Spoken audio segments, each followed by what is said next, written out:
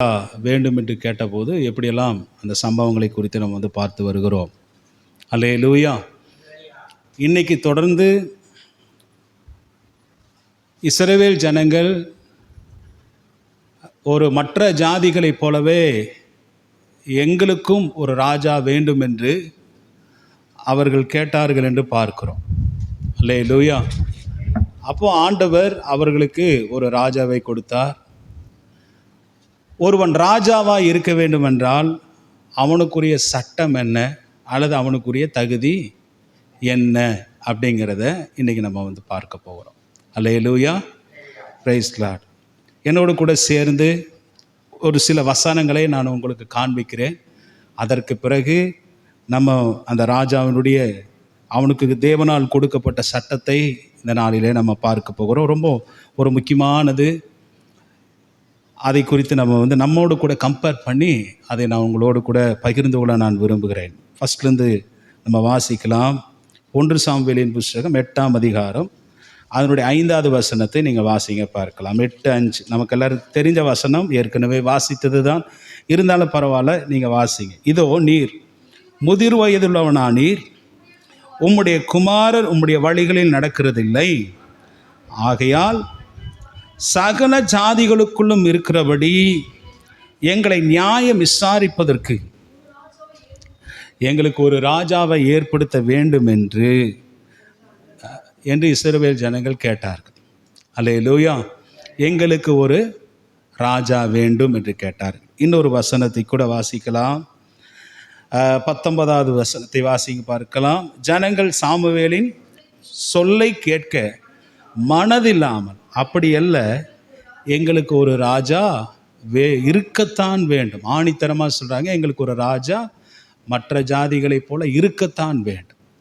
ஆண்டவர் இங்கே சாமுவேல் தீர்க்கதரிசி, ஆண்டவர் சொன்னார், நீ ஜனங்களுடைய அவங்க என்னென்ன சொல்கிறாங்களோ அதன்படி கேளு என்று ஆண்டவர் சொன்னார். ஆனாலும் ராஜாவுக்குரிய அபிப்பிராயத்தை நீ ஜனங்களுக்கு சொல்லாமல் இருக்க கூடாது என்று ஆண்டவர் சொல்லிட்டு, ராஜா ஒருத்தன் தேசத்திலே ராஜாவாக இருந்தால் அவன் என்னென்னமெல்லாம் செய்வான் அப்படிங்கிறத நம்ம 8ஆம் அதிகாரம் 9வது வசனத்திலிருந்து இப்போ வாசித்த 19வது வசனம் வரைக்கும் சொல்லுகிறதை பார்க்கிறோம். அல்லேலூயா. அடுத்தது நீங்கள் பார்த்தீங்கன்னா, அப்படி அவர் சொல்லியும் கூட இஸ்ரவேல் ஜனங்கள் என்ன செய்தார்கள்? எங்களுக்கு ஒரு ராஜா இருக்கத்தான் வேண்டும் என்றார்கள். ஏன்னா தேவனுடைய ஆளுகைக்கும், தேவன் ராஜாவாய் இருந்து ஆளுகை செய்வதற்கும், ஒரு ஒரு மனுஷன் ஆளுகை செய்வதற்கும் என்ன வித்தியாசம் என்பதை இந்த பகுதி நமக்கு காண்பிக்கிறது. ஆமென். இன்னொரு வசனத்தை கூட உங்களுக்கு நான் காண்பிக்கிறேன் பாருங்க. 1 சாமுவேல் 12ஆம் அதிகாரம் 12வது வசனத்தை வாசிங்க பார்க்கலாம். அம்மோன் புத்திரரின் ராஜாவாகிய நாகாஸ் உங்களுக்கு விரோதமாய் வருகிறதை நீங்கள் கண்டபோது உங்கள் தேவனாகிய கர்த்தரே உங்களுக்கு ராஜாவாக இருந்தும் நீங்கள் என்னை நோக்கி அப்படி அல்ல, ஒரு ராஜா எங்கள் மேல் ஆள வேண்டும் என்று அவர்கள் கேட்டார். ஒரு ராஜா என்ன செய்ய, நாகாஸ் வருகிறதை பார்த்தபோது அவங்க சொன்னாங்க, அவனை மாதிரி எங்களுக்கும் என்ன செய்யணும், ராஜா வேண்டும் என்று கேட்டார்கள். தேவன் ஆளுகை செய்கிறத, தேவன் ராஜாவை இருந்து நடத்துவதை இஸ்ரவேல் ஜனங்கள் என்ன செய்யலாம், அவர்களுக்கு பிடிக்கவில்லை. அல்லேலூயா. அவங்களுக்கு சலிச்சு போச்சு. அதனால் ராஜா வேண்டும் என்று கேட்டார்கள். இப்போது இந்த ஜனங்கள் இப்படியெல்லாம் கேட்பாங்க அப்படிங்கிறது யாருக்கு தெரியும்? இப்படியெல்லாம் கேட்பாங்க என்பது யாருக்கு தெரியும்? ஆண்டவருக்கு தெரியும். அல்லேலூயா. ஏன்னா ஆண்டவர் சொன்னார், வேதத்திலே வாசிக்கிறோம், ஏன்னா நம்முடைய நினைவுகள் அவருடைய நினைவுகள் அல்ல, அவருடைய நினைவுகள் நம்முடைய நினைவுகளும் அல்ல. ஆண்டவருக்கு எல்லாமே தெரியும். இந்த ஜனங்களுடைய ஃப்யூச்சரை தெரியும். ஏன்னா எப்படியாவது இவர்கள் கானான் தேசத்துக்குள் போகும்போது ஒரு ராஜாவை கேட்பார்கள் என்று ஆண்டவர் தெரிந்து வைத்ததுனால தான் மோசேயை கொண்டு ஆண்டவர் ராஜாவுக்குரிய ஒரு ராஜாவை இஸ்ரவேல் ஜனங்கள் கேட்பார்கள் என்றால் அவர்களுக்குரிய சட்ட திட்டங்களை ராஜாவுக்குரிய சட்ட திட்டங்களை வகுத்து ஆண்டவர் நமக்கு கொடுத்திருக்கிறார். அல்லேலூயா. ஒரு வசனத்துக்கு என்னோடு கூட நீங்கள் திருப்பிக் கொள்ளுங்கள். உபாகமத்தின் புஸ்தகம் 17ஆம் அதிகாரம். உபாகமத்தின் புஸ்தகம் 17ஆம் அதிகாரம், அந்த 17வது வசனத்திலிருந்து 17ஆம் அதிகாரம் 15வது வசனத்திலிருந்து நம்ம ஒவ்வொன்றாக வாசிக்க போகிறோம். அல்லேலூயா. 14வது வசனத்தை வாசிங்க. உங்கள் தேவனாய் கர்த்தர் உங்களுக்கு கொடுக்கும் தேசத்தில் நீ போய் சேர்ந்து அதை சுதந்தரித்து கொண்டு அதிலே குடியேறின பின் நீ என்னை சுற்றிலும் இருக்கிற சகல ஜாதிகளை போல நானும் எனக்கு ராஜாவை ஏற்படுத்த வேண்டும் என்பாயானால். ஆண்டவருக்கு தெரிஞ்சுதான் இங்கே ஆண்டவர் சொல்கிறாரு, நீ ஃப்யூச்சரில் எதிர்காலத்தில் கானான் தேசத்தில் போய் குடியிருக்கும் போது நீ மற்ற ஜாதிகளைப் போல எனக்கும் ராஜா வேண்டும் என்று நீ கேட்பாயானால் அந்த ராஜா எப்படி இருக்கணும் அப்படிங்கிற அந்த சட்ட திட்டத்தை ஆண்டவர் இங்கே வகுத்து கொடுக்கிறார். ஆண்டவருடைய நாமம் மகிமைப்படுவதாக. அல்லேலூயா, அல்லேலூயா.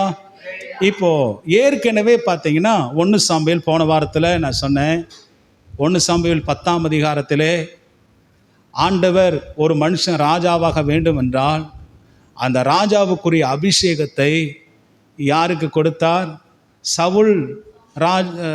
சவுலுக்கு சாமுவேலால் என்ன செய்யப்பட்டது? கொடுக்கப்பட்டது. அப்போது 70% ஒரு மனுஷன் தேவனாலே நிரப்பப்படும் போது பைபிளில் வாசிக்கிறோம், அவனுடைய இருதயம் வேறுபட்டு அவன் வேறு மனுஷனாகி அவன் சாதாரணமாக இருந்த மனுஷனை ராஜாவுக்கு ஒத்த பலன், ராஜாவுக்கு ஏற்ற ஒரு அபிஷேகத்தை கர்த்தர் அவனுக்கு என்ன செய்தார்? கொடுத்தார் என்று பார்க்கிறோம். அவன் வேறு மனிதனாய் மாறினான். அவனுக்கு வேறு ஒரு இருதயம் கொடுக்கப்பட்டது. ராஜாவுக்கேற்ற ஒரு வாழ்க்கை வாழ்வதற்கு கர்த்தர் அவனை மறுரூபப்படுத்தினார் என்று பாருங்கள். 70% காரியம் முடிஞ்சது. அப்போது ஒரு மனுஷன் ராஜாவாக வேண்டும் என்றால் அவன் என்ன செய்யணும்னா தேவ ஆவினால் நிரப்பப்படணும். எதுக்காக தேவ ஆவினால் நிரப்பப்படணும்? சாதாரணமான ஒரு மனுஷன் ராஜ தகுதியை அடைவதற்காக அவன் தேவ ஆவினாலே நிரப்பப்படணும். இது ஒரு 70% அவனுடைய வாழ்க்கையிலே சாத்தியம். அல்லேலூயா. இப்போ நம்ம ராஜாவாகிறதா திடீர்னு ராஜாவாக முடியாது. அதற்குரிய தகுதிகளை தேவனால் நம்ம பெற்றுக்கொள்ள வேண்டும். ஏன்னா ராஜா என்கிறவன் சாதாரணமான ஆள் அல்ல. ராஜா என்பவன் தேவனுடைய பிரதிநிதி. ஆமே. அவன் நிச்சயமாய் தேவ அபிஷேகத்தினாலே நிரப்பப்பட்டு சாதாரணமான ஒரு மனநிலையில் இல்லாமல் அவன் ராஜாவுக்குரிய தோற்றங்கள், ராஜாவுக்குரிய லைஃப் ஸ்டைல் அவனுக்கு என்ன செய்யணும்? உண்டாயிருக்க வேண்டும். அதற்குத்தான் கர்த்தர் ஒரு மனுஷனை அபிஷேகம் பண்ணுகிறார். வேறு மனுஷனாய் கர்த்தர் மாற்றுகிறார். அவனுக்கு வேறு ஒரு இருதயத்தை கொடுத்தார் என்று நம்ம போன வாரத்திலே வாசித்தோம். இருந்த போதும் கூட ஆண்டவர் வகுத்த அந்த சட்டதிட்டங்களை நம்ம படிக்காமல் இருக்கக்கூடாது. அல்லேலூயா. இப்போ ஒரு 7 விதமான சட்டத்தை கர்த்தர் கொடுத்திருக்கிறார். அந்த 7 விதமான சட்டங்களை இந்த நாளிலே ஒவ்வொன்றாக நம்ம தியானிக்க போகிறோம். எல்லாம் திருப்பி வச்சிட்டிங்களா? அதில் முதல் காரியமாக என்னென்னா, முதல் சட்டம் என்ன அப்படின்னா 15வது வசனத்தை வாசித்து பாருங்க. உன் தேவனாய கர்த்தர் தெரிந்து கொள்பவனையே உனக்கு ராஜாவாய் இருக்க கடணும். அவன் தான் இருக்கணும். தேவனால் தெரிந்து கொள்ளப்பட்டவங்க தான் ராஜாவாக இருக்கணும். பழைய ஏற்பாட்டு காலத்தில் ஆண்டவர் ராஜாவாவதற்கு கர்த்தர் சாமுவேல் தீர்க்கதரிசியின் இடத்திலே கர்த்தர் கொண்டு போனார். அல்லேலூயா. ஆண்டவர் சொன்னார், இவனை பார்த்து இவனை நீங்கள் என்ன செய்ய? அபிஷேகம். அப்போது தேவனால் தெரிந்து கொள்ளப்பட்டு தீர்க்கதரிசிக்கு வெளிப்படுத்தி பழைய ஏற்பாட்டின் காலத்திலே அவனை ராஜாவாக அபிஷேகம் பண்ணினார்கள். அதே போல தான் சவுல் பாவம் செய்த போது வேற ஒருவன் அவன் ஸ்தானத்தில் எழுப்பும்போது பார்த்தீங்கன்னா ஆண்டவர் என்ன செய்கிறாரு? சாமுவேலை பெத்லெகேமுக்கு அனுப்பி அங்கே தாவீதை கண்டுபிடித்து தாவீதை கர்த்தர் தெரிந்து கொண்டு, பைபிளை வாசிக்கிறோம், ஆடுகளின் பின்னாக போன அவனை கர்த்தர் தெரிந்து கொண்டார். அல்லேலூயா. பூமி எங்கும் ஆண்டவர் அவருடைய கண்கள் உலாவிக் கொண்டிருந்தது. தாவீதை கர்த்தர் எடுத்தார் என்று பார்க்கிறோம். தேடி கண்டுபிடிச்சு அவன் இஸ்ரவேலின் மேலே கர்த்தர் ராஜாவாக அபிஷேகம் பண்ணினார் என்று பார்க்கிறோம். ஒரு விஷயம் சொல்லட்டுமா? அதாவது பழைய ஏற்பாட்டின் காலத்தில் ஒருத்தர் ராஜாவாக வேண்டும் என்றால் முழு இஸ்ரவேல் தேசத்துக்கும் ஒருவனே ராஜாவாக இருக்க முடியும். ஆனால் புதிய ஏற்பாட்டு காலத்தில் அப்படி அல்ல. நம்ம எல்லாரையுமே கர்த்தர் ராஜாவாக மாற்றி இருக்கிறார். அல்லேலூயா சொல்லுங்க பார்க்கலாம். அல்லேலூயா. பழைய ஏற்பாட்டின் காலத்தில் ஒருத்தன் தான் ராஜாவாக இருக்கணும். அந்த ஒரு ராஜா மற்ற எல்லாரையும் ஆளுகை செய்யணும். ஆனால் புதிய ஏற்பாடு அப்படி அல்ல. ஒவ்வொருவனையும் கர்த்தர் ஆண்டவர் ராஜாவாக அபிஷேகம் பண்ணி இருக்கிறார். அல்லேலூயா. நம்ம தெரிந்து கொள்ளப்பட்ட ராஜாக்கள் என்று 1 பேதுரு 2ஆம் அதிகாரம் 9வது வசனத்திலே நீங்கள் வாசித்து பாருங்கள். 1 பேதுரு 2ஆம் அதிகாரம் 9வது வசனத்தை நீங்கள் வாசிங்க பார்க்கலாம்.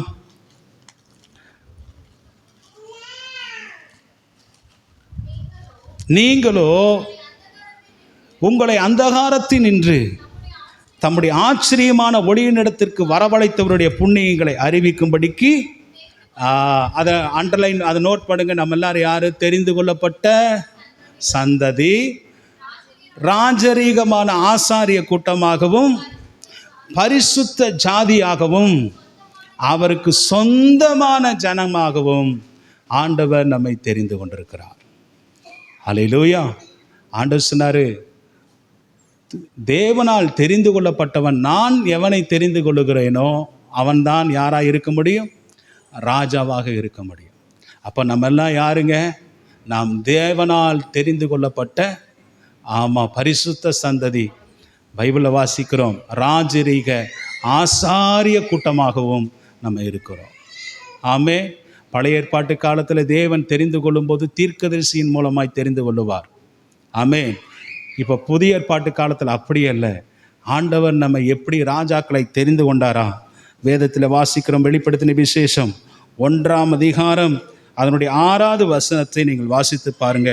நம்மிடத்தில் அவர் அன்பு கூர்ந்து தமது இரத்தத்தினாலே நம்முடைய பாவங்களற நம்மை கழுவி நம்முடைய பிதாவாகிய தேவனுக்கு முன்பதாக நம்மை ராஜாக்களும் ஆசாரியர்களும் ஆக்கின அவருக்கு மகிமையும் வல்லமையும் என்றென்றைக்கும் உண்டாயிருப்பதாக. அப்போ ஆண்டவர் நம்ம எப்படி ராஜாவாய் மாற்றுறாரு? நம்ம ஒவ்வொருவரும் ராஜாக்கள். அல்லேலூயா. நம்ம ஒவ்வொருவரும் கர்த்தர் ஆசாரியர்களாய், நம்ம ஒவ்வொருவரையும் கர்த்தர் தீர்க்கதரிசிகளாய் கர்த்தர் வைத்திருக்கிறார். குறிப்பாக நம்மை ராஜாக்களாய் கர்த்தர் வைத்திருக்கிறார். எப்படி ராஜாக்களாய் வைத்திருக்கிறார்? நம்மிடத்திலே அன்பு கூர்ந்து. அல்லேலூயா. 2வது, அவர் தம்முடைய இரத்தத்தினாலே நம்மை கழுவி. ஆமென். 3வது என்னது? நம்முடைய பிதாவாகிய தேவனுக்கு முன்பதாக நம்மை ராஜாக்களும் ஆசாரியர்களுமாய் கர்த்தர் வைத்திருக்கிறார். நம்மெல்லாம் ஆவிக்குரிய ராஜாக்கள், நம்ம எல்லாரும் ஆவிக்குரிய ஆசாரியர்கள். அல்லேலூயா. எல்லாரும் அல்லேலூயா சொல்லுவோம். அல்லேலூயா. ஆமென். நம்ம இந்த உலகத்தை நம்ம ஒரு காலத்திலே நம்ம ஆளுகை செய்ய போகிறோம். அதுக்காக கர்த்தர் இந்த காலங்களிலேயே ஆண்டவர் நம்மை தகுதிப்படுத்தி வைத்திருக்கிறார் என்று நம்ம பார்க்கிறோம். ஆமென். பைபிளில் சொல்லுது, அவரோடு கூட நம்ம பாடுகளை பட்டால் அவரோடு கூட நம்ம ஆளுகையை செய்வோம். இன்னொரு வசனத்தை கூட வாசித்து பாருங்க. வெளிப்படுத்தின விசேஷம் 5ஆம் அதிகாரத்துக்கு வாங்க. 5ஆம் அதிகாரத்தில் அதனுடைய 10வது வசனத்தை நீங்கள் வாசிங்கள் பார்க்கலாம். எங்கள் தேவனுக்கு முன்பதாக எங்களை ராஜாக்களும் எங்களை ஆசாரியர்களும் ஆக்கினீர், நாங்கள் பூமியிலே அரசாளுவோம் என்று ஒரு புதிய பாட்டை அவர்கள் பாடினார்கள். எதிர்காலத்தில் ஆண்டவர் ஒரு 1000 வருட அரசாட்சியின் ஒரு அரசாட்சியை இந்த உலகத்திலே கர்த்தர் கொண்டு வர போகிறார். அந்த 1000 வருட அரசாட்சியிலே நம்ம எல்லாரும் அரசாளுவோம் என்று அவர்கள் புதிய பாட்டை பாடினார்கள். இப்பொழுதும் நம்ம ராஜாக்கள் தான். இப்பொழுதும் கர்த்தர் நம்மை ஆசாரியர்களாகத்தான் கர்த்தர் வைத்திருக்கிறார். ஆமென் சொல்லுங்க பார்க்கலாம். அல்லேலூயா. ஆண்டவர் தேவனால் தெரிந்து கொள்ளப்பட்டவர்கள் ராஜாக்களாய் அவன் இருக்கணும் அப்படின்னு பைபிளில் சொன்னது போல, இன்றைக்கி நம்ம எல்லாம் தெரிந்து கொள்ளப்பட்ட சந்ததியாகவும் ராஜரீக ஆசாரிய கூட்டமாக இருக்கிறோம். தம்முடைய இரத்தத்தினாலே கர்த்தர் கழுவி நம்மிடத்தில் அன்பு கூர்ந்து பிதாவாகிய தேவனுக்கு முன்பதாக நம்ம எல்லாரையும் ஆவிக்குரிய ராஜாக்களாய் ஆண்டவன் மாற்றி வைத்திருக்கிறார். அல்லேலூயா. ஒரு விஷயம் சொன்னால் நீங்கள் ஆச்சரியம். நம்ம ராஜாக்கள் என்பது யாருக்கு தெரியல? நமக்கே தெரியல பாருங்க. அந்த அபிஷேகத்தை கர்த்தர் நமக்கு கொடுத்திருக்கிறார். நமக்கு இருக்கிற அந்த பலன் என்ன, அந்த பவர் என்னன்னு நம்ம தெரிஞ்சால் இந்த உலகத்தில் நம்ம தான் யாராக இருப்போம்? ஆமாம், ராஜாக்கள். நம்ம தான் பெரிய ஆட்களாக இருப்போம். அந்த அதிகாரத்தை கர்த்தர் நம்ம கொடுத்துருக்காரு. அதை குறித்து நம்ம இன்னும் அறிகிற அறிவை அடைந்து இன்னும் அதில் பலப்பட்டு அல்லேலூயா தெரிந்து கொள்ளப்பட்ட ராஜாக்களாய் நம்ம இந்த உலகத்திலே நாம் காணப்படும் போது கர்த்தர் நிச்சயமாய் நம்ம என்ன செய்வார்? ஆசீர்வதிப்பாராக, மேன்மைப்படுத்தி உயர்த்துவாராக. அல்லேலூயா. அப்போ ஃபஸ்ட்டு திங் என்ன? அவன் தெரிந்து கொள்ளப்பட்டவனையே, தேவனால் தெரிந்து கொள்ளப்பட்டவனே ராஜாவாக இருக்க முடியும். ரெண்டாவது, அதுலேயே நம்ம வாசிக்கிறோம், அந்த 15வது வசனத்தை மீண்டும் ஒரு விஷயம் வாசிங்க பார்க்கலாம். உன் தேவனாய் கர்த்தர் தெரிந்து கொள்பவனையே உனக்கு ராஜாவாக வைக்கணும். அடுத்து சொல்றாரு, ரெண்டாவது பாயிண்ட் என்னன்னா, உன் சகோதரன் அல்லாத வேற ஒருவனை ராஜாவாக்க கூடாது. உன் சகோதரன் ஒருவனையே நீ ராஜாவாக தேர்ந்தெடுக்க வேண்டும் என்றார். அல்லேலூயா. ஆண்டவருடைய விருப்பம் பார்த்தீங்களா? அந்நியன் என்ன செய்யக்கூடாது? உங்களை ராஜாவாக ஏற்படுத்தி கூடாது. அந்நியன் உங்களை ஆளக்கூடாது. உன் சகோதரருக்குள்ளே, சகோதரரின் நடுவில் இருந்த ஒருவனை எடுத்து ராஜாவாக ஏற்படுத்த கடவன் என்றார். ஏன்னா ஏற்கனவே ஆண்டவர் இந்த இஸ்ரவேல் ஜனங்கள் எகிப்தில் மாட்டிக்கொண்டிருந்ததை அவர்களுக்கு இந்த இடத்துல ஞாபகப்படுத்துகிறார். ஆமேன்னு சொல்லுங்க பார்க்கலாம். அல்லேலூயா. யோசேப்பு இருந்த காலங்கள் வரைக்கும் பார்த்தீங்கன்னா இஸ்ரவேல் ஜனங்கள் எகிப்தில் நல்லா இருந்தாங்க, செழிப்பாக இருந்தாங்க, நல்ல ஆசீர்வாதமாக இருந்தாங்க. ஆனால் யோசேப்பு மரித்த பிறகு யோசேப்பை அறியாத ஒரு ராஜன் தோன்றினான் என்று பார்க்கிறோம். அதுக்கு பிறகுதான் இஸ்ரவேல் ஜனங்களுக்கு பிரச்சனையே வர ஆரம்பித்தது. அந்த பார்வோன் இஸ்ரவேல் ஜனங்கள் திரளாயிருப்பதை பார்த்து, நமக்கும் எதிரிக்கும் ஒரு யுத்தம் வந்தால் இந்த இஸ்ரவேலரெல்லாம் நம்முடைய எதிரிகளோடு கூட சேர்ந்து நம்மையும் நம்முடைய தேசத்தையும் அழித்து விடாதபடிக்கு இவர்களை அடிமைப்படுத்த வேண்டும் என்று அவர்களை அடிமைப்படுத்தினான். பலவிதமான சோதனை அவர்களுக்கு உண்டாயிருந்தது. நெருக்கப்பட்டார்கள். அவர்கள் பயங்கரமாய் தேவனிடத்திலே அடிமை தினத்து நிமித்தமாக பெருமூச்சு விட்டு கதறினார்கள் என்றெல்லாம் பார்க்கிறோம். அந்த அளவுக்கு இஸ்ரவேல் ஜனங்கள் என்ன செய்தாங்க? பாடுபட்டார்கள். அதை கர்த்தர் காண்பிக்கிறதுக்கு தான் சொல்றாரு, உன்னுடைய சகோதரனை தான் என்ன செய்யணும்? ராஜாவாக ஏற்படுத்தணும். அந்நியன் ஒருபோதும் என்ன செய்யக்கூடாது? ராஜாவாக இருக்கக்கூடாது என்று ஆண்டவர் சொல்லுகிற விஷயம் இதுதான். இதை இஸ்ரவேல் ஜனங்கள் சரியாக செஞ்சாங்க. சவுல் தீர்க்கதரிசியில், சவுல் ராஜாவிலிருந்து கடைசி ராஜா வரைக்கும் பார்த்தீங்கன்னா அவங்க பாரம்பரியமாக யூதா ராஜாக்களாக இருக்கட்டும், இல்லை அடுத்தது இஸ்ரவேலினுடைய ராஜாக்களாக இருக்கட்டும், யாராக இருந்தாலுமே அவர்கள் அந்நியன் ஆளுகை செய்யவில்லை. அப்படியே பாரம்பரியமாக தன்னுடைய சகோதரர்களில் இருந்தே அல்லேலூயா ராஜாவாக கர்த்தர் ஏற்படுத்தினார் என்று பார்க்கிறோம். ஆமென் சொல்லுங்க. அல்லேலூயா. என்னைக்கும் அந்நியன் ஆளக்கூடாதுங்க. நம்ம அந்நியன் ஆளுகை செய்தான் என்றால் நம்மளை எல்லாரையும் அடிமைப்படுத்தி விடுவார். பைபிளில் சொல்லப்பட்டிருக்கிற ஆவிக்குரிய அர்த்தத்தை நீங்கள் எடுத்து பார்த்தீங்கன்னா, யார் பிரதர்ஸ், யார் சிஸ்டர்ஸ், யார் மதர், யார் father. Hallelujah. Who is father, who is mother, who is sister, who is brothers என்று நம்ம பைபிளில் பார்த்தோம்னா ஆண்டவர் யாரை சொல்கிறாரு தெரியுமா? ஒரு நாள் ஏசப்பா ஒரு இடத்துல பிரசங்கம் பண்ணிகிட்டு இருக்கிறார். பிரசங்கம் பண்ணும்போது அவருடைய சகோதரனும் அவருடைய தாயும் இயேசுவை பார்க்கணும், அவரை வர சொல்லுங்கன்னு சொல்லி அவரிடத்துல கேட்குறாங்க. அப்போ கேட்கும்போது பாருங்கள், மார்க்கு சுவிசேஷத்துக்கு என்னோடு கூட வாங்க. மார்க்கு சுவிசேஷம் 4ஆம் அதிகாரம் 31வது வசனத்திலிருந்து நீங்கள் வாசித்து பாருங்கள். அப்போ அங்கே இயேசு என்ன சொல்கிறாரு பாருங்கள். மார்க்கு சுவிசேஷம் 4:31. சீக்கிரம் வாசிக்கணும். 4:31 மார்க்கு சுவிசேஷம்.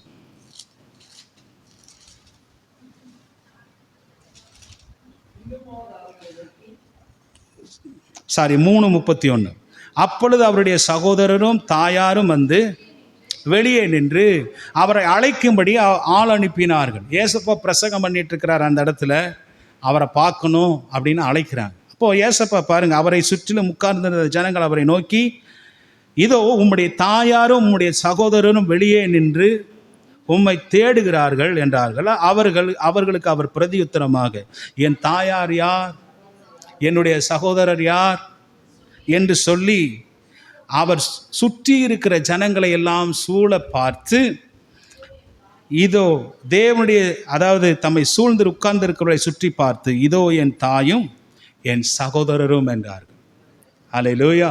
சுற்றி இருக்கிற வசனத்தை கேட்டுக்கொண்டிருக்கிற ஜனங்களை பார்த்து, அந்நியன் இருக்கலாம், மற்ற ஜனங்கள் இருக்கலாம், அவங்களை பார்த்து சொல்றாரு, வசனத்தை கேட்க இவர்கள் தான் யாரு, என்னுடைய சகோதரனும் என் தாயும் என்றார்கள். கீழே அந்த 35வது வசனத்தை கூட நீங்கள் வாசித்து பாருங்கள். தேவனுடைய சித்தத்தின்படி செய்கிறவன் எவனோ அவனே எனக்கு சகோதரனும் எனக்கு சகோதரியும் எனக்கு தாயுமாய் இருக்கிறார் என்றார். இப்போ நீங்களாம் யாரு? ஆண்டவருக்கு சகோதரனும் சகோதரிகளும். அதனால தான் அவர் ஏசப்பாவை குறித்து பைபிளில் சொல்லுது, அவர் இந்த உலகத்திலே வந்தபோது நம்மை போல அவர் மாம்சமும் இரத்தமும் எலும்புகளோடு இந்த உலகத்தில் வந்தார். பைபிளை ஒருத்தர் சொன்னார், ஆண்டவராகிய இயேசு கிறிஸ்து நம்ம எல்லாருக்கும் யார்? மூத்த சகோதரர். அல்லேலூயா. அப்போது பைபிளில் சொல்லப்பட்ட இந்த விதம் என்ன அப்படின்னா, அந்நியன் நம்மளை ஆளக்கூடாது. யார் தான் நம்மை ஆளுகை செய்யணும்? சகோதரர்கள் நம்மை ஆளுகை செய்யணும். அவங்க தான் ராஜாவாக இருக்க வேண்டும் என்று ஆண்டவர் சொல்வதை இந்த இடத்திலே பார்க்கிறோம். இதெல்லாம் ஒரு ஜென்ரலான ஒரு விஷயம் நீங்கள் தெரிந்து கொள்வதற்காக. அடுத்தது 3ஆம் சட்டம். 2ஆம் சட்டத்தை பார்த்து இப்போ 3ஆவது சட்டம் என்ன அப்படின்னா, வாசிங்க பார்க்கலாம் அந்த 16வது வசனத்தை. உபாகமத்தின் புஸ்தகம் 16. அது ஒரு பக்கம் கை வச்சுக்கு, அதை ஒரு பக்கம் கை வைங்க, அதை ஒரு பக்கம் கை வச்சுட்டு, அப்புறம் நான் இந்த பக்கம் தான் இதில் தான் நான் பேசிகிட்டு இருக்கிறேன், திரும்ப தடவிட்டே இருக்கக்கூடாது. சரியா? சீக்கிரமாக வாசிக்கணும், டைம் ஓடிட்டு இருக்குல்ல. ஆமாம், வாசிங்க பார்க்கலாம். 17ஆம் அதிகாரம் 16வது வசனத்தை வாசிங்க.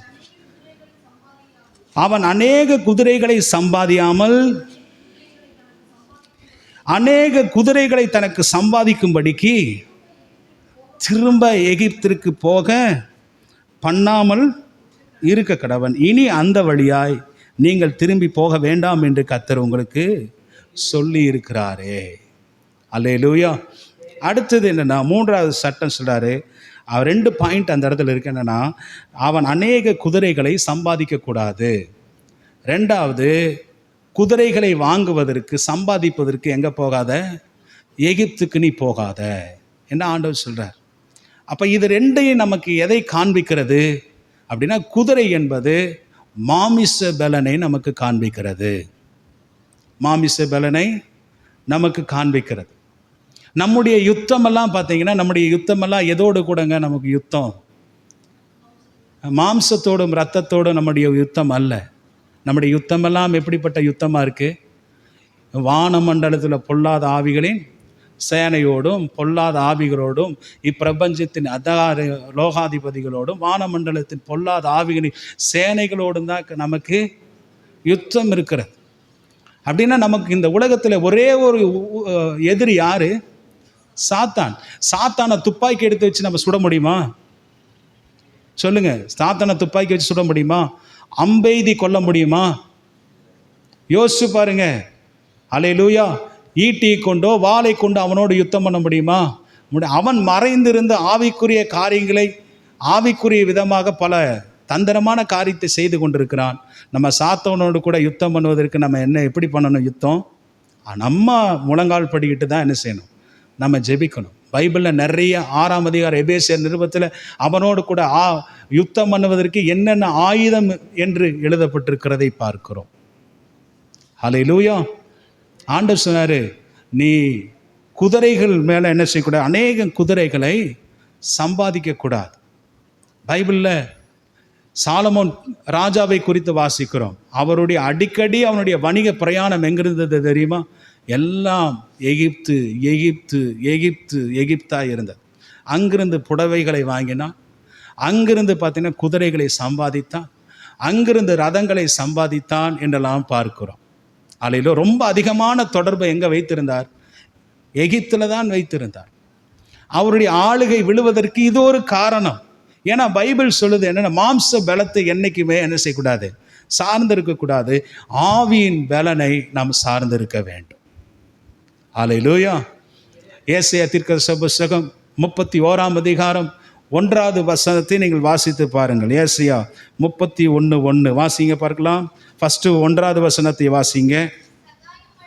சகாயம் அடையும்படி இஸ்ரவேலினுடைய பரிசுத்தரை நோக்காமல் கர்த்தரை தேடாமலும் எகிப்திற்கு போய் குதிரைகள் மேல் நம்பிக்கை வைத்து ரதங்கள் அநேகமாக இருப்பதினாலே அவைகளை நாடி குதிரை வீரர் மகா பலசாலிகளாக இருப்பதினால் அவர்களை நம்பிக்கொண்டிருக்கிறவர்களுக்கு ஐயோ என்று பார்க்கிறோம். சகாயம் அடையும்படி இஸ்ரவேலின் பரிசுத்தரை நோக்காமலும் தேடாமலும் எகிப்துக்கு போய் குதிரைகளை நம்பி, அல்லேலூயா, குதிரைகள் மேல் நம்பிக்கை வைத்து ரதங்களை அநேகமாக இருப்பதினாலே அவைகளை நாடி குதிரை வீரர் மகா பலசாலிகளாக இருப்பதினாலே அவர்களை நம்பிக்கொண்டிருக்கிறவர்களுக்கு என்னவா ஐயோ. ஆண்டவர் ஏன் குதிரைகளை சம்பாதிக்க கூடாதுன்னு சொன்னார்? ஏற்கனவே இதெல்லாம் நமக்கு தெரிஞ்ச விஷயம்தான். பைபிளில் வாசிக்கிறோம். 20 சங்கீதத்தில் 7 சொல்ல, சிலர் ரதங்களை குறித்தும் சிலர் குதிரைகளை குறித்தும் மேன்மை பாராட்டுவார்கள். நாங்களோ யாரை குறித்து மேன்மை பாராட்டுவோம்? கர்த்தரை குறித்தே நாங்கள் மேன்மை பாராட்டுவோம். அல்லேலூயா. 33 சங்கீதத்தில் நம்ம வாசிக்கிறோம். 17 வாசிங்கள் பார்க்கலாம். 37 சங்கீதம் 17 என்ன சொல்லுது? ரட்சிப்பதற்கு குதிரை விருதா, வீரியத்தால் அது தப்புவியாது. மேல இருக்கிற வசனத்தை வாசிங்க. எந்த ராஜாவும் தன் சேனையின் மிகுதியால் அவன் ரட்சிக்கப்படான். ஹல்லேலூயா. மாம்ச பலத்தை என்னைக்குமே என்ன செய்யக்கூடாது. ஆண்டவர் என்ன எதிர்பார்க்கிறான்னா, முழுக்க யாரை தான் நம்பி இருக்கணும்? கர்த்தரை தான் நம்பி இருக்கணும். கர்த்தர் தான் உங்களுக்கு யுத்தம் செய்வார். குதிரைகளை நம்பாத, ரதங்களை நம்பாத, ஈட்டியை நம்பாத, வாளை நம்பாத, துப்பாக்கி பீரங்கி நம்பாத. யாரை தான் நம்பணும்? சேனைகளின் கர்த்தரையே நம்ம நம்ப வேண்டும். அதுதான் தேவன் விரும்புகிறார். அதனால தான் ஆண்டவர் சொல்லிகிட்டே வர்றாரு இல்லை, யாத்திரையாம புஸ்தகத்திலேருந்து சொல்லிக்கொண்டே வர்றாரு, இந்த யுத்தம் உங்களுடையது அல்ல. இந்த யுத்தத்தை பண்ணுகிறவர் யாரு? நான் தான் உங்களுக்கு யுத்தம் பண்ணுவேன். என்னை சார்ந்து கொள். மாம்ச பலத்தை நீ என்ன செய்யாத, சார்ந்து கொள்ளாத. அதே 31 3 வாசிங்க. ஏசாயா 31 3 வாசிங்க பார்க்கலாம். ஆண்டவர் சொல்றார், எகிப்தியர் தெய்வம் அல்ல, அவங்க மனுஷன் தானையா. எகிப்தியர் தெய்வம் அல்ல. எகிப்தியர் யாரு? அவங்க மனுஷர் தானே. அவருடைய குதிரைகள் ஆவி அல்ல, மாம்சந்தானே. அது ஆவி அல்ல, அது அக்னிமயமான ரதமும் அல்ல, குதிரைகளும் அல்ல. அது எப்படிப்பட்டது? அது மாம்சம்தானே. அல்லேலூயா. மாம்சம் ஒன்றுக்குமே என்ன செய்யாது. மாம்ச பலவீனத்தை சார்ந்து இருக்கிறவர்கள் இன்றைக்கி பார்த்தீங்கன்னா யுத்தம் பண்ணினாலும் குதிரையில் போவான். ஆனால் அந்த குதிரைக்கு எதிர்ப்பு ஏதாவது பாம்பு கடிச்சதுன்னா குதிரை என்ன செய்யும்? கீழே விழுந்து விடும். அவன் யுத்தத்துக்கு போவது வேஸ்டாக. அதனால தான் ஆண்டவர் சொன்னார், நீ குதிரையை நம்பாத, ரதங்களை நம்பாத, மாம்ச பலத்தை சார்ந்து இருக்காத. யாரை சார்ந்து இருக்கணும்? ஆண்டவரையே நம்ம சார்ந்து இருக்கணும். அல்லேலூயா. அவர் தான் நமக்கு பலனாக இருக்கணும். அவர் தான் நமக்கு கேடகமாக இருக்கணும். அவர் தான் நமக்கு ஆவியின் பட்டயமாக இருக்கணும்னு சொல்லி அவரையே நம்ம என்ன செய்யணும்? சார்ந்து இருக்க வேண்டும் என்று வேதம் நமக்கு சொல்லுகிறது. ஆண்டவர் சொல்ல, எகிப்தியன் என்ன பெரிய கடவுளாவே? குதிரைகள், அவனுடைய குதிரைகள் எல்லாம் என்ன ஒரு ஆவியா? ஆண்டவர் கேட்கிறார். கீழே பாருங்க. கர்த்தர் தமது கரத்தை நீட்டுவார், அப்பொழுது சகாயம் செய்கிறவனும் இடறி சகாயம் பெறுகிறவனும் விழுந்து அனைவரும் மேகமாக என்ன செய்வாங்களாம்? அணிந்து போவார். நம்முடைய நோக்கமெல்லாம் யாரை பார்த்து இருக்கணும்னா, வானத்தையும் பூமியும் உண்டாக்கின அல்லேலூயா கர்த்தரிடத்திலிருந்து நமக்கு சகாயம் வர வேண்டும். அங்கிருந்து நமக்கு ஒத்தாசை வர வேண்டும். அல்லேலூயா. ஆமே. அப்போது மாம்ச பலனை என்றைக்கும் சார்ந்து இருக்கக்கூடாது. அடுத்த பாயிண்ட் என்ன சொல்லுதுன்னா, நீ அநேக குதிரைகளை சம்பாதிப்பதற்கு வணிக தொடர்பாக எகிப்துக்கு திரும்பி அந்த பக்கம் என்ன செய்யாத, வந்த வழி திரும்பி எகிப்துக்கு போகாத என்று ஆண்டவர் சொல்கிறார். அல்லேலூயா. அந்த காலத்தில் பார்த்தீங்கன்னா இன்றைக்கி இருக்கிற அமெரிக்கா தேசம் மாதிரி, அமெரிக்கா, ரஷ்யா, பாருங்கள் சீனா தேசம் மாதிரி எகிப்து தேசம் மிகப்பெரிய வல்லரசாக இருந்தது. மிகப்பெரிய வல்லரசு. அங்கே தான் நிறைய வணிக தொடர்பு வைத்திருப்பார்கள் அவர்களை சுற்றி இருக்கிற நாடுகள். அம்மோனியனாக இருக்கலாம், மோவாப்பியனாக இருக்கலாம், பெலிஸ்தியனாக இருக்கலாம், கிழக்கத்தி புத்திரராக இருக்கலாம், சுற்றி இருக்கிற கானானியனாக இருக்கலாம். எல்லாருமே பார்த்திங்கன்னா பயங்கரம் ட்ரேடிங் எங்கே வச்சுருப்பாங்க? எகிப்தோடு கூட தான் வைத்திருப்பார். ஏன்னா எகிப்தியர் பார்த்திங்கன்னா இன்றைக்கு வரைக்கும் சயின்டிஸ்டினால் கண்டுபிடிக்கப்பட முடியாத பல சகாக்கங்கள், பலவிதமான கட்டிட அந்த அந்த காரியங்களுக்கெல்லாம் பார்த்திங்கன்னா எகிப்துக்கு இன்னும் எகிப்தில் அவங்களால கண்டே பிடிக்க முடியல.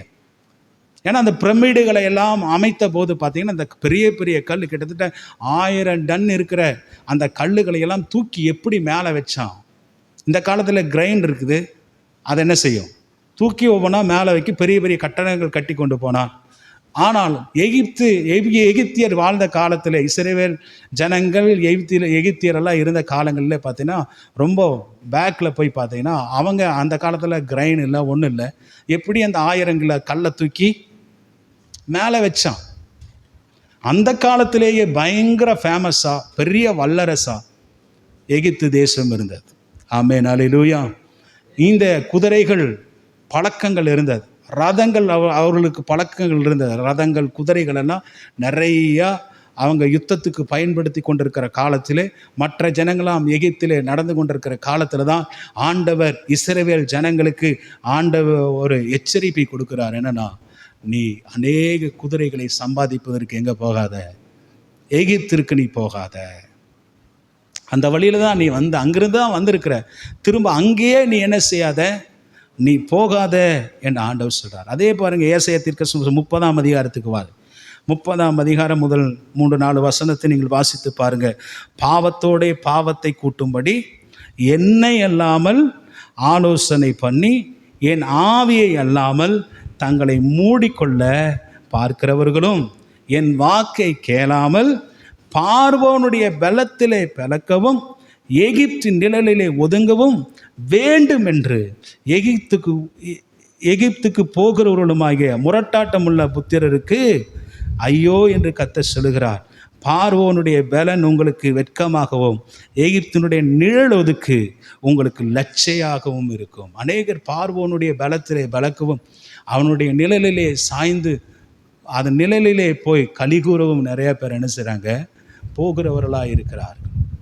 அருமையான கர்த்தருடைய பிள்ளைகளே, அவனுடைய பலனும் ஆமென் அவனுடைய நிழலொதுக்கும் ஆண்டவர் சொல்றாரு லட்சையாக இருக்கும். திரும்ப நம்ம அங்கிருந்து தான் நம்ம எல்லாம் வந்திருக்கிறோம், உலகத்திலிருந்து தான் நம்ம வந்திருக்கிறோம்.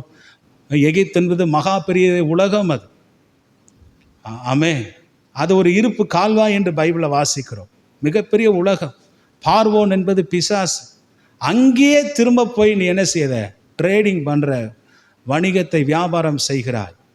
நீ எங்கிருந்து வந்தையே திரும்ப அங்கே என்ன போகாத. ஆண்டவர் சொல்றாரு, பார்வோனுடைய பலத்திலே பலக்க நீ நினைக்கிறாய். அப்படிதானே? அவனுடைய நிழலுக்கு உனக்கு எப்படி இருக்கும், லட்சியம் இருக்கும் என்று ஆண்டவர் சொல்றாரு. திரும்ப அங்கிருந்து வந்திருக்கிற நீ அங்கே போகாத. சாலமோன் தீர்க்கதரிசி சாலமோன் ராஜா அங்கே தான் போனார். அவருடைய வாழ்க்கையே விழுந்து போச்சு பாரு.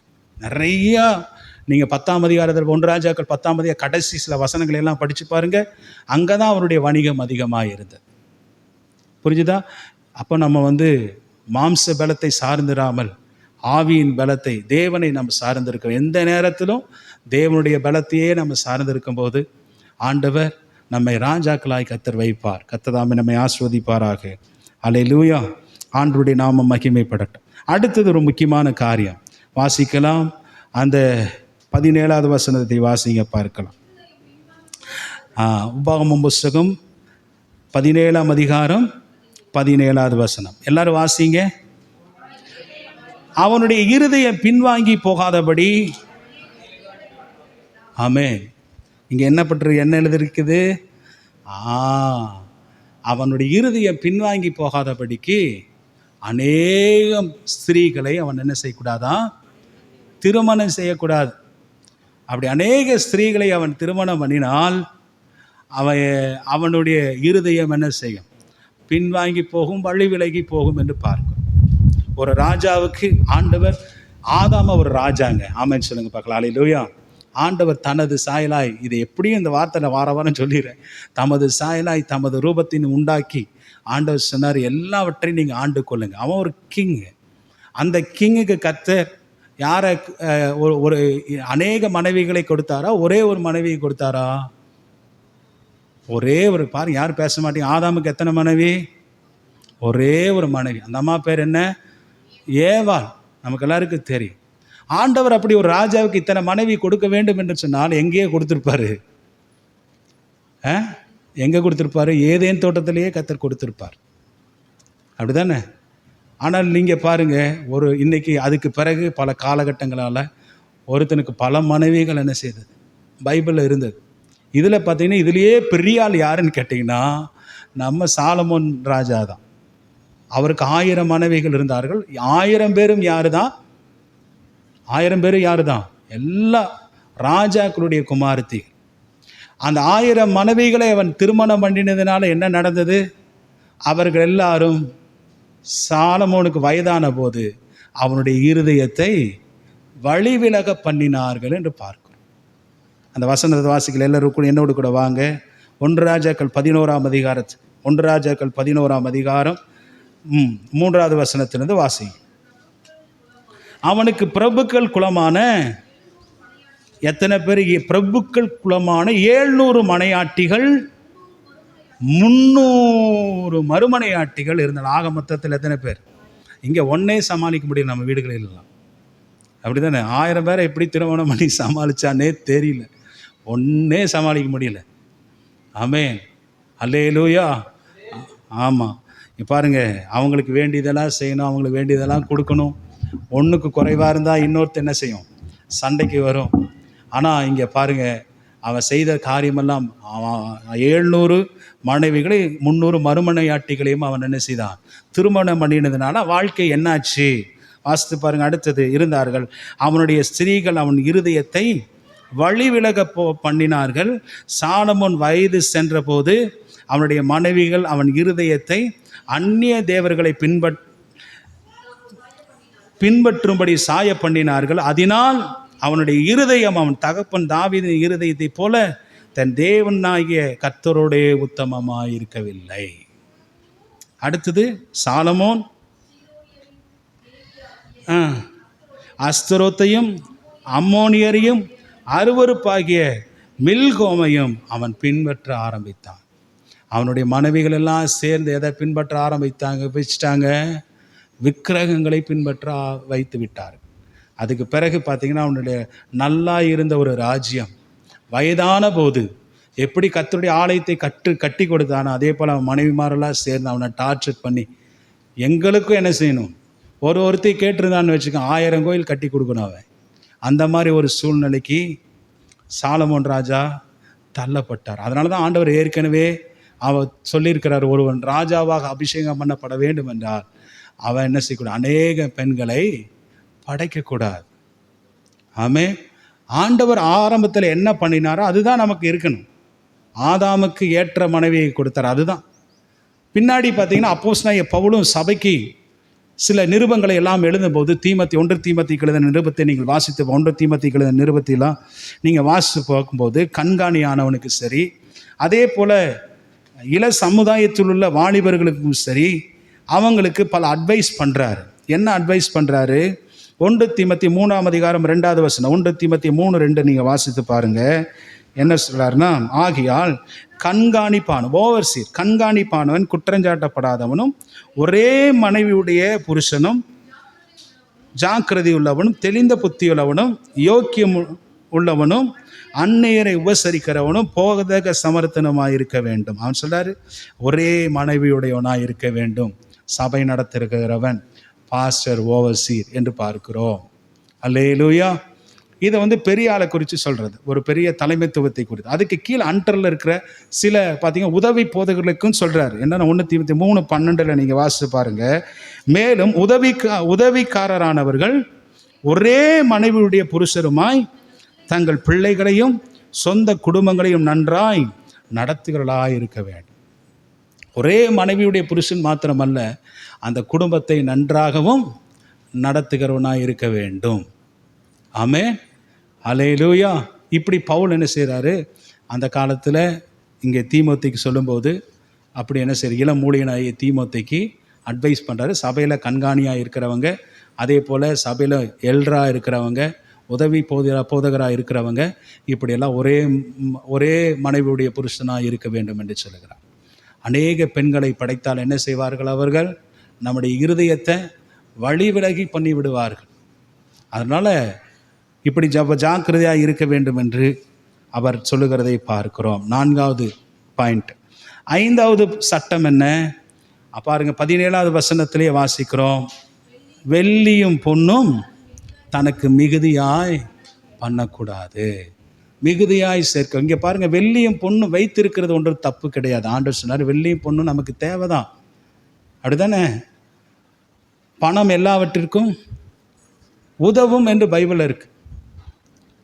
ஆனால் பணமும் நித்திய ஜீவனை நமக்கு தராது. பணம் எல்லாவற்றுக்கும் நீடு, எல்லாத்துக்கும் நீடு பணம் தான். பொருள் செல்வங்கள் நீடு, இல்லை ஐஸ்வர்யங்கள் எல்லாமே நமக்கு நீடு தேவைதான். ஆனால் அதை எப்படி வச்சுருக்கணும்னு பைபிள் இருக்குது, அளவாக வச்சுக்கணும். இங்கே பைபிள் இருக்குது, மிகுதியாய் சேர்த்து கொள்ளாதே. அதுதான் ஆண்டவர் சொல்கிறார். அல்லேலூயா.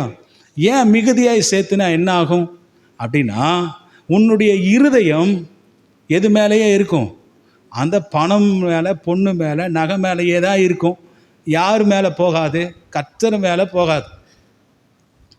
புரிஞ்சுதா? மிகுதியாய் சேர்த்து கொள்ளாது. அப்படி மிகுதியாய் சேர்த்தினா உன்னுடைய இருதயம் அது மேலேயே இருக்கும். நீ தேவனை ஒருபோதும் என்ன செய்ய மாட்ட? தேட மாட்ட. பணமும் காசுலாம் நிறையா இருந்துச்சுன்னா அந்த கடவுளை தேடுவோமா? நிச்சயமாக சபைக்கே வரமாட்டோம் பாருங்கள், இல்லை? அப்படி இருக்கக்கூடாது என்று ஆண்டவர் அதுக்காக தான் நீ வெள்ளியும் பொன்னையும் அதிகமாக நீ என்ன செய்யாத? சேர்த்து கொள்ளாத, மிகுதியாய் சேர்க்காத, அளவாக நீ சேர்த்துக்கொள். ஒரு வசனத்தை வாசிக்கலாம். அந்த வசனம் 62வது சங்கீதம் 10வது வசனத்தை வாசிங்க. இன்னொருத்தர் 1 தீமோத்தேயு 6ஆம் அதிகாரம் 17வது வசனத்தை வாசி. 1 தீமோத்தேயு 6:17 ஒருத்தரும் 62:10. கொடுமையை நம்பாதிருங்கள், கொள்ளையினால் பெருமை பாராட்டாதிருங்கள். ஐஸ்வர்யம் விருத்தியானால், ஐஸ்வர்யம் விருத்தியாயிருச்சுன்னா உன்னுடைய இருதயத்தை அது மேலே வைக்காத. அது மேலேயே இருந்துச்சுன்னா தெய்வத்தை நீ தேட மாட்ட. அது மேலேயே உன்னுடைய இருதயம் இருந்துச்சுன்னா நீ சபைக்கு வர மாட்ட, கர்த்தரை ஆராதிக்க மாட்ட, உன்னுடைய ஜனங்களை சரியாக ஆளுகை செய்ய மாட்டேன், உன்னுடைய நாட்டமெல்லாம் அதிலேயே என்ன செய்யும்? போய்விடும் என்று ஆண்டவர் சொல்கிறார். நமக்கு ஐஸ்வர்யம் இருக்கிறது நல்லது தான். ஐஸ்வர்யத்தின் மேலே நம்பிக்கை வைக்கக்கூடாது. பைபிளில் நம்ம வாசிக்கிற 1 தீமோத்தேயு 6:17 வாசிக்கிறோம். என்னென்னா, ஐஸ்வர்யத்தை கொடுக்கிற தெய்வத்தின் மேலே நம்ம நம்பிக்கை வைக்க வேண்டும். ஆமே, இதெல்லாம் நமக்கு தெரிஞ்ச வசனத்தை வாசிங்க பார்க்கலாம். இந்த உலகத்திலே ஐஸ்வர்யம் உள்ளவர்கள் இருமாப்பாய் சிந்தை உள்ளவர்களாய் இராமல் நிலையற்ற இந்த ஐஸ்வர்யத்தின் மேலே நீங்க நம்பிக்கை வைக்காம நாம் அனுபவிப்பதற்கு நல்ல கவனி. இதெல்லாம் எல்லாம் சேர்ந்து படிங்க பார்க்கலாம். நாம் எல்லாம் சொல்லுங்க, நாம் அனுபவிப்பதற்கு. இருங்க, இன்னொரு தடவை சொல்லுங்க, நான் அனுபவிப்பதற்கு சகலவிதமான நன்மைகளை நமக்கு சம்பூரணமாக கொடுக்கிற ஜீவனுள்ள தேவனிடத்தில் நம்ம என்ன செய்யணுமா? இந்த ஐஸ்வர்யத்தின் மேலே நம்பிக்கை வைக்கக்கூடாது, பொண்ணு மேலே நம்பிக்கை வைக்கக்கூடாது, பொருட்கள் மேலே நம்பிக்கை வைக்கக்கூடாது. நாம் அனுபவிக்கிறதுக்கு வேண்டிய எல்லா நன்மைகளையும் தருகிற யார் மேலே நம்பிக்கை வைக்கணுமா? சம்பூர்ணமாய் கொடுக்குற கர்த்தர் மேலே நம்பிக்கை வைக்கணும். நீங்கள் கர்த்தர் மேலே நம்பிக்கை வச்சிங்கன்னா இங்கே ஆட்டோமேட்டிக்காக நமக்கு எல்லாமே என்ன செய்யும்? சேர்ந்துக்கிட்டே இருக்கும். உன்னுடைய இருதயம் தேவன் மேலே நம்பிக்கை வைக்காம இந்த பொருள் மேலே நம்பிக்கை வச்சா என்ன செய்யாது? அது ஒரு நாள் டேக்ஸ்காரன் தூக்கிட்டு போயிடுவான். புரிஞ்சுதா? நம்முடைய இருதயமெல்லாம் எங்கே வைக்கணும்? கர்த்தர் மேலே வைக்கணும். அது ஐஸ்வர்யத்தை கொடுத்த தேவன் மேலே வைக்கணும். அப்போ நீங்கள் சொல்லுவீங்க, தாவீது அவ்வளவு தங்கத்தையும் வெள்ளியும் பொன்னையும் அவர் வந்து வாரிக்கொண்டிருந்தாரே, அப்படி தானே? தாவீது எல்லாம் பாருங்கள், போகிற யுத்தத்துக்கு போன இடங்களை எல்லாம் கொள்ளையிட்டான் என்று பார்க்கிறோம். அவன் எதுக்கு அவ்வளவு சம்பாதிக்கணும் பாஸ்டர்? மிகப்பெரிய ராஜா ஏன் சம்பாதிக்கணும்? நீங்கள் பைபிளில் நீங்கள் படித்து பார்த்தீங்கன்னா ஒரு காரியம் நமக்கு விளங்க என்னென்னா, தாவீது எப்பப்பெல்லாம் கொள்ளையாடி தங்கத்தை வெள்ளியையும் அவன் சத்துருக்கள் இடத்திலிருந்து எடுக்கிறானோ அப்பொழுதெல்லாம் அதை கர்த்தருக்கென்று பிரதிஷ்டை பண்ணி வைப்பான். அல்லேலூயா. கர்த்தர் அவனுடைய இன்டென்ஷனை கர்த்தர் அறிந்திருந்தார், அவனுடைய உள்ளான நோக்கத்தை கர்த்தர் அறிந்திருந்தார். அல்லேலூயா.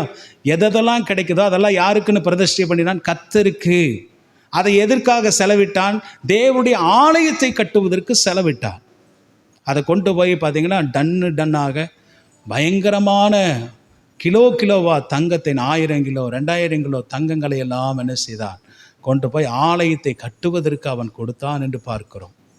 அல்லேலூயா. 2வது விஷயம் என்னன்னா, ஜனங்களுக்கு கொடுத்தான், மக்களுக்கும் கொடுத்தான், ஆலயத்தை கட்டுவதற்கும் கொடுத்தான். இன்றைக்கி இருக்கிற ஆலயங்கள் எல்லாம் பார்த்தீங்கன்னா, இன்றைக்கி இருக்கிற எத்தனையோ டெம்பிள்ஸை பார்க்குறோம், சபைகளெல்லாம் பார்க்கலாம். ஒரு டெம்பிள் சபை கூட தங்கத்தில் ஆனதல்ல. ஆமென்.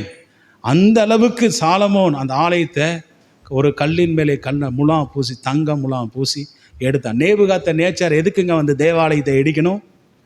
எதுக்கு இடிக்கணும்? ஒரு கல்லின் மேலே ஒரு கல்லில் அது எதற்காக இடிக்கணும்? அதுக்குள்ளே எல்லாம் என்ன இருந்தது? தங்கம் இருந்தது. அல்லேலூயா. தேவனுடைய ஆலயத்துக்கென்று தேவனுக்கென்று பிரதிஷ்டை பண்ணினா, மக்களுக்கு கொடுப்பதற்காக பிரதிஷ்டை பண்ணினா, தனக்காக தாவீது எதையும் என்ன செய்யல? சேர்த்து கொள்ளவில்லை.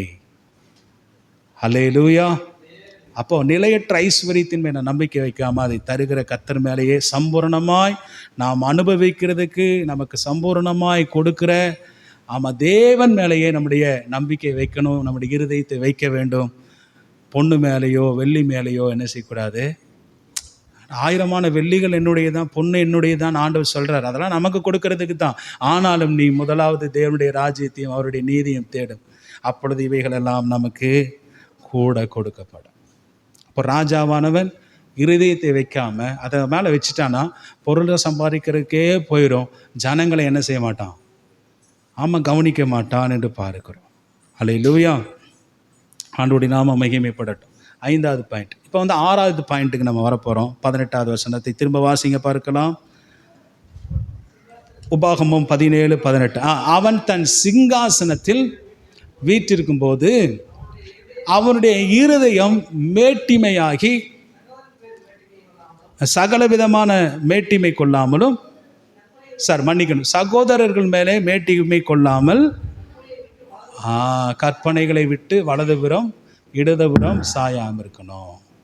ஒருவேளை கர்த்தர் அவனை ராஜாவாக சிங்காசனத்தில் வைத்திருந்தார் என்றால், அவன் சிங்காசனத்தில் உட்கார்ந்துட்டு இருக்கும்போது அவனுடைய சகோதரர் பேரில் அவனுடைய இருதயம் என்ன செய்யக்கூடாதான்?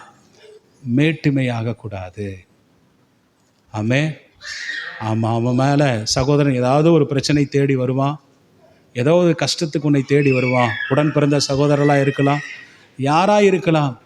அவனை தேடி வரும்போது அந்த மனுஷனுக்கு நீ என்ன செய்ய? நன்மை. ஆண்டவருடைய விருப்பமெல்லாம் என்ன தெரியுமா?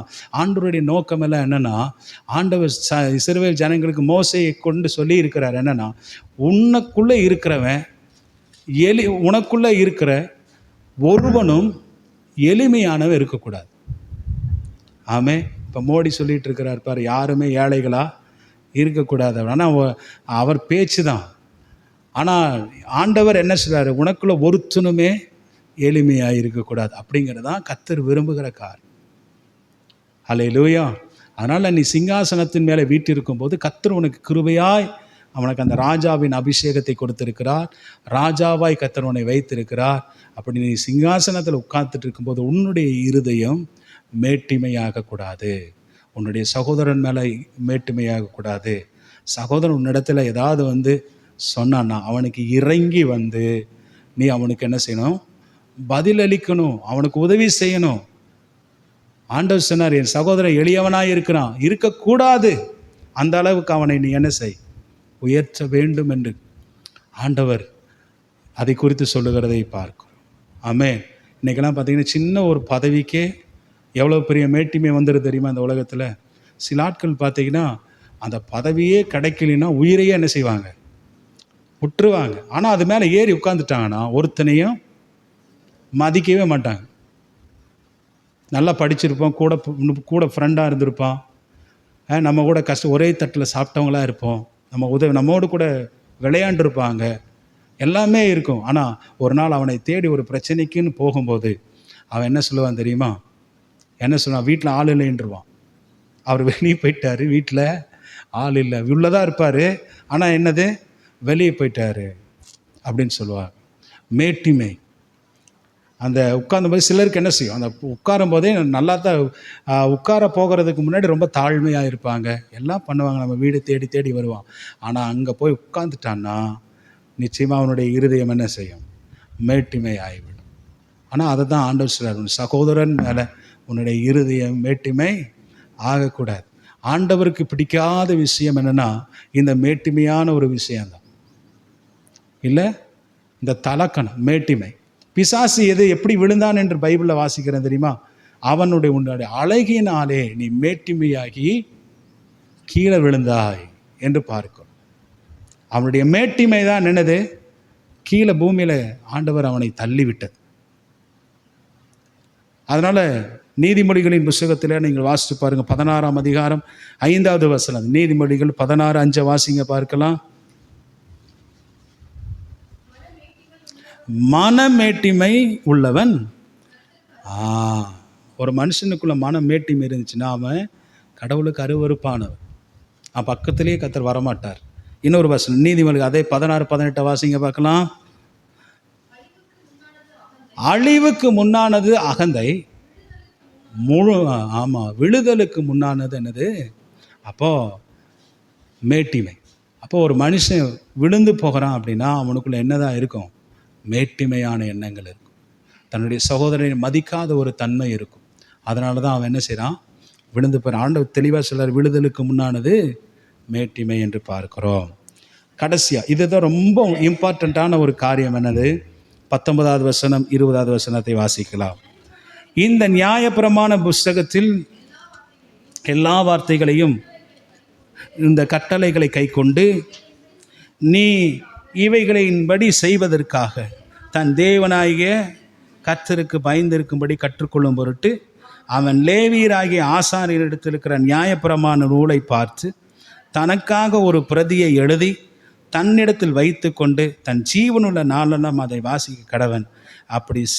அப்படி செய்வதனால் தானும் தன் குமாரனும் இஸ்ரவேலின் நடுவிலே தங்கள் ராஜ்யத்திலே அவங்க நீடித்து வாழ்க. பார்த்தீங்கன்னா ஆண்டவர் ஒவ்வொரு காரியத்தை சொல்லிகிட்டே வருவார். சொல்லிகிட்டே வந்து கடைசியில் கர்த்தர் முடிக்கிறதெல்லாம் எங்கே முடிப்பார் தெரியுமா? எப்படி முடிப்பார்? நியாயப்பிரமாணத்தை கை கொள்ளணும், வேத வசனத்தை படிக்கணும், அல்லேலூயா, அதை தினமும் வாசிக்கணும், அப்படிங்கிறதுல தான் கர்த்தர் முடிப்பார். அதுதான் சத்தியமும் கூட. ஆமென். எங்கே சுற்றி வந்தாலும் கடைசியில் கர்த்தர் உன்னை நிறுத்துவதை எங்கே கொண்டு வந்து நிறுத்துவார் தெரியுமா? வேத வசனத்தை படி, அப்படிதான் நிறுத்துவார். ஆமென்.